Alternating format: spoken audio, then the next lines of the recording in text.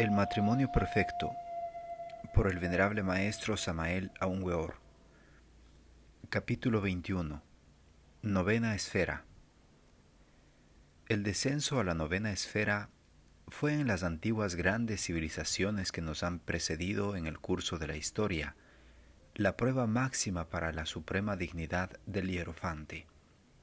Hermes, Buda, Jesús, Dante, Zoroastro, etc., y muchos otros grandes maestros tuvieron que pasar por esa difícil prueba. Recordad, amadísimos discípulos, que la novena esfera es el sexo.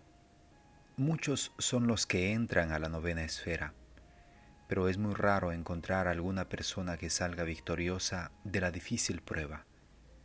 La mayor parte de estudiantes ocultistas viven mariposeando de escuela en escuela, de logia en logia, siempre curiosos, siempre en busca de novedades, a la casa de todo conferencista nuevo que llegue a la ciudad. Cuando algún estudiante de estos se resuelve a trabajar con el arcano AZF, cuando algún estudiante de estos se resuelve a bajar a la novena esfera para trabajar con el fuego y el agua, lo hace como siempre buscando, siempre curioso, siempre necio. El estudiante ocultista todo lo vuelve escuelitas y teorías. Si entra a la novena esfera, lo hace como cuando se mete en una escuelita más, siempre imbécil, siempre curioso, siempre necio. Es difícil hallar un aspirante serio y definido de verdad por la senda del matrimonio perfecto. A veces aparecen algunos estudiantes aparentemente muy maduros y serios, pero a la larga se les ve el cobre. Triste realidad, pero es la realidad de esta vida. Las pruebas de la novena esfera son muy finas y delicadas. El doctor le aconseja al devoto fornicar porque de lo contrario dice que se enfermaría. Las comadres le meten miedo a la esposa. Los hermanitos de todas las organizaciones asustan al estudiante. Los magos de las tinieblas disfrazados de santos le aconsejan al devoto derramar santamente el semen. Los pseudosabios le enseñan al aspirante magia sexual negativa con derrame del semen. La forma de enseñar, el tinte sublime y místico que esos tenebrosos disfrazados de santos le dan a su doctrina, logran desviar al devoto y alejarlo de la senda del filo de la navaja. Entonces el estudiante cae en la magia negra. Cuando el estudiante se desvía, se cree más sabio que los maestros de la gnosis. Realmente los fracasados de la novena esfera, aquellos que no logran pasar las muy largas y duras pruebas de este arcano, se convierten de hecho en demonios, terriblemente perversos. Lo peor del caso es que ningún demonio se cree malo y perverso. Todo demonio se cree santo y sabio. Cuando comienza las prácticas de magia sexual, el organismo se resiente. A veces se inflaman las glándulas sexuales y parótidas, duele la cabeza, se siente cierto mareo, etc. Esto horroriza a los curiosos mariposeadores de escuelitas que huyen entonces aterrorizados, buscando como siempre refugio en alguna nueva escuelita. Así pasan la vida estos pobres tontos, siempre de flor en flor. Un día cualquiera mueren estos pobres tontos sin haber logrado nada. Perdieron el tiempo miserablemente. Llegada la muerte se convierten estos necios en legión de demonios que continúan. La novena esfera es definitiva para el aspirante a la realización. Es imposible autorrealizarse íntimamente sin haber encarnado el alma. Nadie puede encarnar el alma si no ha engendrado el astral Cristo, la mente Cristo y la voluntad Cristo, los actuales vehículos internos del hombre mencionados por la teosofía. Son solo simples formas mentales que todo hombre debe disolver cuando intenta autorrealizarse íntimamente. Necesitamos nacer, y eso de nacer ha sido y será un problema absolutamente sexual. Es necesario nacer, y para eso hay que bajar a la novena esfera. Esa es la prueba máxima para la suprema dignidad del hierofante. Esa es la prueba más difícil. Es muy raro encontrar a alguien que pueda pasar esa difícil prueba. Por lo común, todo el mundo fracasa en la novena esfera. Es necesario que los esposos se amen profundamente. La gente confunde el deseo con el amor. Todo el mundo le canta al deseo y lo confunden con eso que se llama amor. Solo aquellos que han encarnado su alma saben lo que es amor. El yo no sabe qué es amor. El yo es deseo. Todo aquel que encarna su alma es por eso un Buda. Todo Buda debe trabajar en la novena esfera para encarnar al Cristo interno. En la novena esfera nace el Buda. En la novena esfera nace el Cristo. Primero debemos nacer como Budas y después como Cristos. Bendito sea el amor. Benditos los seres que se aman verdaderamente. Benditos aquellos que salen victoriosos de la novena esfera. Mete miedos.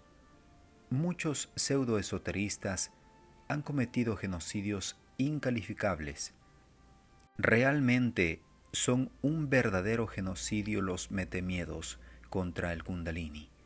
Es un incalificable crimen contra la humanidad decirle a la gente en libros impresos que despertar el Kundalini es peligroso. Los propagadores de metemiedos contra el Kundalini son peores que los criminales de guerra. Estos últimos cometieron crímenes contra las personas, pero los propagadores de metemiedos pseudoesoteristas cometen crímenes contra el alma. Quien no despierta el Kundalini no puede encarnar su alma. Quien no despierta su Kundalini se queda sin alma, pierde su alma. Es falso decir que el Kundalini pueda despertar sin haber progresado moralmente y que por ende haya que guardar hasta que se realicen dichos progresos. El desarrollo del Kundalini está controlado por los méritos del corazón. Nosotros damos concretas instrucciones sobre el Kundalini y toda verdadera cultura serpentina conoce a fondo el camino. Es falso que el Kundalini se vaya por caminos distintos cuando se practica magia sexual blanca. Solo cuando se practica magia sexual negra, desciende el Kundalini hacia los infiernos atómicos del hombre y se convierte en la cola de Satán. Es falso, pues, aquella absurda afirmación de los metemiedos en el sentido de que el Kundalini pueda salirse del canal medular, desgarrar tejidos, producir terribles dolores y ocasionar muerte. Esas afirmaciones de los asesinos de almas son falsas, porque cada una de las 7 serpientes tiene sus maestros especialistas que vigilan al estudiante. Este no está abandonado en el trabajo. Cuando el estudiante despierta la primera serpiente, es atendido por un especialista, y cuando despierta la segunda serpiente, es atendido por otro, y así sucesivamente. Estos especialistas llevan la serpiente por el canal medular. Ningún estudiante está abandonado. Los especialistas tienen que responder por el estudiante. Los especialistas viven en el mundo astral. El Kundalini solo despierta negativamente cuando se derrama el semen. Quien practica magia sexual sin derrame del semen, nada tiene que temer.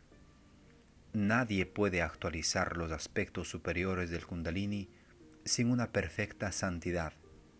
Es, pues, falso decir que hay funestas posibilidades para la prematura actualización del Kundalini. Dicha afirmación es falsa, porque no puede existir prematura actualización del fuego. El Kundalini solo puede actualizarse a base de santificaciones. El Kundalini no sube una sola vértebra si las condiciones de santidad requeridas para tal vértebra no han sido conquistadas. Cada vértebra tiene sus condiciones morales de santidad. Es falso y estúpido decir que el Kundalini puede despertar ambición, orgullo o intensificar todas las bajas cualidades y pasiones animales del ego animal. Quienes usan esos metemiedos para alejar a los estudiantes del real camino son verdaderos ignorantes. Porque el Kundalini despertado con magia sexual blanca no puede progresar ni un solo grado cuando no existe santidad verdadera. El Kundalini no es una fuerza ciega. El Kundalini no es una fuerza mecánica. El Kundalini está controlado por los fuegos del corazón y solo se desarrolla a base de magia sexual y santidad. Tenemos que reconocer que en México la cultura serpentina fue y sigue siendo formidable. Cada escultura azteca es un libro maravilloso de ciencia oculta. Nosotros nos hemos extasiado contemplando al Quetzalcóatl con la serpiente enroscada en su cuerpo y el Lingam Yoni en sus manos. Nos hemos asombrado contemplando a la gigantesca serpiente devorando al mago. Nos hemos llenado de singular veneración al ver al tigre con un falo colgado al cuello. Realmente el verbo está en el falo. En la cultura azteca no hay metemiedos. Cada libro de piedra, cada lamen indígena nos está invitando al despertar del Kundalini. Es urgente despertar primero el Kundalini y luego ser devorados por el Kundalini. Necesitamos ser tragados por la culebra. Necesitamos que el Kundalini nos trague. Necesitamos ser devorados por la serpiente. Cuando el hombre es devorado por la serpiente, se convierte también en serpiente. Solo la serpiente humana puede encarnar al Cristo. Cristo nada puede hacer sin la culebra. Las auténticas culturas aztecas y mayas, egipcias y caldeas, etc., son culturas serpentinas que no pueden ser comprendidas sin la magia sexual y el Kundalini. Toda cultura arcaica es serpentina. Toda auténtica y verdadera civilización es serpentina. La civilización sin la sabiduría de la serpiente no es realmente civilización. Ascenso y descenso del Kundalini. Aquellos pseudoesoteristas que afirman que el Kundalini, después de subir hasta el chakra coronario o loto de 1000 pétalos, desciende nuevamente hasta quedar guardado en la iglesia de Éfeso o centro coxigio, están mintiendo terriblemente. El Kundalini solo baja cuando el iniciado se deja caer. El iniciado se cae cuando derrama el semen. El trabajo para levantar la serpiente después de haberse caído es muy arduo y difícil. El Señor de Perfección dijo: el discípulo no debe dejarse caer, porque el discípulo que se deja caer tiene después que luchar muchísimo para recuperar lo perdido. Los indostanes dicen que dentro del canal medular hay un canal llamado Sushumna, y dentro de este canal hay otro llamado Vajrini, y dentro de este un tercero llamado Chitrini, tan delgado como el hilo de araña, en el que están enhebrados los chakras, a manera de los nudos de una caña de bambú. Así hablan los libros sagrados de la India, y nosotros sabemos que el Kundalini sube por Chitrini, única y exclusivamente con el Maituna, magia sexual, arcano AZF. Nosotros practicamos la meditación interna para alcanzar el éxtasis. Pero sabemos muy bien que el Kundalini no despierta con la meditación, porque el Kundalini es sexual. Es falso asegurar que se consigue el despertar del Kundalini con la meditación. La meditación es una técnica para recibir información. La meditación no es ninguna técnica para despertar el Kundalini. Los pseudoesoteristas han hecho mucho daño con su ignorancia. En la India existen 7 escuelas fundamentales de yoga y todas ellas hablan del Kundalini. De nada sirven esas escuelas de yoga si no se estudia el tantrismo. Lo mejor del Oriente es el tantrismo. En toda auténtica escuela de yoga esotérica se practica el maituna, entre paréntesis magia sexual. Eso es tantrismo. Los tantras dan valor fundamental a la yoga. En el centro del loto del corazón existe un triángulo maravilloso. Este triángulo existe también en el chakra coxigio y en el chakra del entrecejo. En cada uno de estos chakras existe un misterioso nudo. Estos son los 3 nudos. Dichos nudos revisten un profundo significado. He aquí 3 cambios fundamentales en el trabajo con la serpiente. En el primer nudo, entre paréntesis, Iglesia de Éfeso, abandonamos el sistema de derramar el semen. En el segundo nudo, entre paréntesis, Iglesia de Tiatira, aprendemos a amar verdaderamente. En el tercer nudo, entre paréntesis, Iglesia de Filadelfia, alcanzamos la sabiduría verdadera y vemos clarividentemente. El Kundalini en su ascenso tiene que desatar los 3 nudos misteriosos. Los pseudoesoteristas se maravillan de que los primitivos yogis hindúes no mencionan casi los chakras etéreos o plexos y que en cambio dediquen toda su atención a los chakras del espinazo y al Kundalini. Realmente, los primitivos yogis hindúes eran tántricos y practicaron el maituna. Fueron verdaderos iniciados en la sabiduría de la serpiente. Ellos sabían muy bien que en la médula y en el semen se halla la clave de nuestra redención. Ellos comprendían que el Kundalini despierto abre los chakras espinales y que estos a su vez ponen en actividad los chakras de los plexos. Lo principal son pues los chakras espinales y la serpiente. Esto lo sabían muy bien todos los grandes sabios y patriarcas de las arcaicas civilizaciones serpentinas. En los 3 triángulos del básico, cardíaco y frontal, la deidad está representada como un lingam sexual. Esto habla demasiado, pero los ignorantes ilustrados siempre buscan evasivas y disculpas para alterar la verdad. No es justo que los pseudoesoteristas sigan engañando consciente o inconscientemente a la pobre humanidad doliente. Nosotros hemos estudiado a fondo las grandes civilizaciones serpentinas y por lo tanto hablamos claro para que se salven verdaderamente los que quieran salvarse. Aquí estamos nosotros para decir la verdad y la decimos, aun cuando las gentes pseudo-ocultistas e infrasexuales se declaren nuestros peores enemigos. Hay que decir la verdad y la decimos con mucho gusto. Es necesario trabajar con el Kundalini y desatar los 3 nudos. Los 3 nudos son los 3 triángulos que transforman nuestra vida con castidad, amor y sabiduría. El espasmo sexual. La Logia Blanca ha prohibido totalmente y de manera absoluta el espasmo sexual. Es absurdo llegar hasta el espasmo. Aquellos que practican magia sexual jamás deberán llegar hasta el espasmo.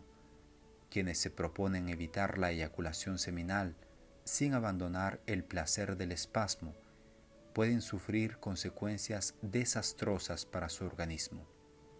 El espasmo es muy violento y si se violenta el organismo, el resultado no se hace esperar.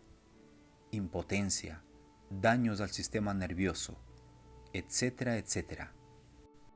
Todo el que practica magia sexual debe retirarse del acto mucho antes del espasmo. Los médicos conocen muy bien los motivos por los cuales quien practica magia sexual debe retirarse antes del espasmo. Solo se debe practicar una vez diaria. Jamás se debe practicar 2 veces al día. Nunca en la vida se debe derramar el semen. Jamás, jamás, jamás. Esta orden de la Logia Blanca hay que saberla entender, porque si por desgracia viene el espasmo contra nuestra voluntad, el discípulo se retirará del acto e instantáneamente se acostará en decúbito dorsal, entre paréntesis, boca arriba. Refrenará entonces violentamente con los siguientes movimientos. Indicación. 1. Hacer el esfuerzo supremo que una mujer hace por parir, evitando la corriente nerviosa hacia los órganos sexuales, pero esforzándose en cerrar con ella los esfínteres o puertas de escape por donde el licor seminal suele escaparse. Este es un esfuerzo supremo. 2. Inhálese como bombeando o haciendo subir con la respiración el licor seminal hasta el cerebro. Al inhalarse se vocaliza el mantra Am. Imagínese esta energía subiendo hasta el cerebro y pasando luego al corazón. 3. Exhale ahora el aliento imaginando que la energía sexual se está fijando en el corazón. Vocalice al exhalar el mantra Sah. 4. Si el espasmo es muy fuerte, refrene y continúe inhalando y exhalando con ayuda del mantra Am Sah. Am es masculino, Sah es femenino. Am es solar, Sah es lunar. Hay que expulsar el aire rápidamente por la boca produciendo el sonido Sah en forma suave y deliciosa. Hay que inhalar con la boca entreabierta, cantando mentalmente el mantra Am. La idea fundamental de este ejercicio esotérico es la de invertir el proceso respiratorio haciéndolo verdaderamente positivo, ya que en el estado actual predomina el aspecto negativo lunar, Sah, que viene a producir la descarga seminal. Invirtiendo el proceso respiratorio mediante esta práctica respiratoria, la fuerza centrífuga se convierte en centrípeta y el semen fluye entonces hacia adentro y hacia arriba. Ampliación. La indicación que hemos dado en el precedente párrafo para los casos de espasmo puede también aplicarse en general a toda práctica de magia sexual. Toda práctica de magia sexual puede concluirse con este ejercicio maravilloso. El trabajo en la novena esfera significa lucha, sacrificio, esfuerzo, voluntad. Los débiles huyen de la novena esfera horrorizados, aterrados, espantados. Aquellos que son devorados por la serpiente se convierten en serpientes, en dioses. En casos muy graves, cuando sobreviene el espasmo sexual con peligro inminente de eyaculación seminal, debe el iniciado retirarse instantáneamente del acto y acostarse de espaldas sobre el duro piso, reteniendo el aliento. Para ello, deberá cerrar las fosas nasales apretándolas con los dedos índice y pulgar. Este esfuerzo deberá ir acompañado con la concentración del pensamiento. El neófito se concentrará intensivamente en las pulsaciones del falo, que son una repetición del pulso cardíaco. Tratará de refrenar esas pulsaciones sexuales para evitar el derrame del semen. Y si se ve muy obligado a inhalar oxígeno, esto debe hacerse con una inhalación corta y rápida, continuada luego con el aliento retenido hasta el máximo. Fin del capítulo 21.